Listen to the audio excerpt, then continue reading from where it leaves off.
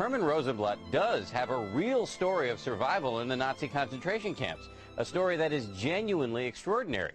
But as he explained to us in this exclusive interview, he felt he needed to make things up to get people to pay attention.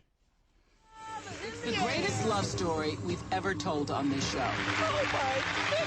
Hermann Rosenblatt received international attention for his story about being a hungry little boy in a Nazi concentration camp who was thrown apples every day by a little girl on the other side of the fence. Years later, according to the story, Rosenblatt met that same girl on a blind date in New York City, and he proposed on the spot. I used to come by every day, bring the apple, have in my jacket and a piece of bread, and he used to say, "I'll see you tomorrow." The story landed Hermann and Roma Rosenblatt on Oprah twice and in newspapers all over the world. They also got a book and movie deal. But the story wasn't true. Why did you do it? Why did you tell such a big lie to so many people for so long? It wasn't a lie. It was my imagination. And in my imagination, in my mind, I believed it.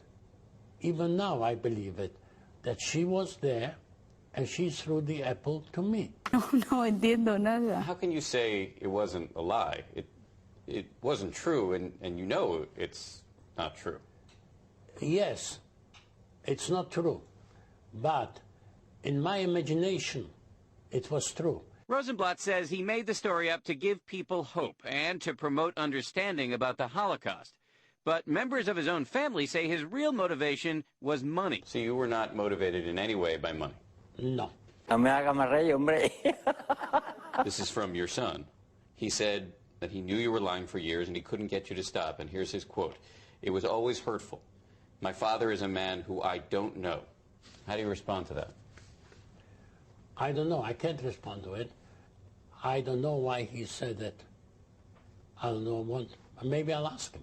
Hermann and Roma Rosenblatt told their false story publicly for more than a decade, but it all fell apart about 6 weeks ago after Holocaust scholars proved that it was physically impossible for prisoners to approach the fence at the concentration camp where Hermann was kept, and that Roma's family was actually more than 200 miles away at the time. Why did your wife agree to go along with this? Did she ever express any reservations? Because she loves me. Why is she not here today? Because I don't want her to be here today. It's too much going on. Was it difficult for your wife to have to go out very publicly and tell a story that she knew wasn't true? It was. It was. But she loves me so much that if she thinks that's good for me, she'll go along with it. Rosenblatt is remarkably unrepentant about his years of lying. I pronounce my love for you forever. Does it make you uncomfortable at all? No. You think that was the right thing to do? Yeah.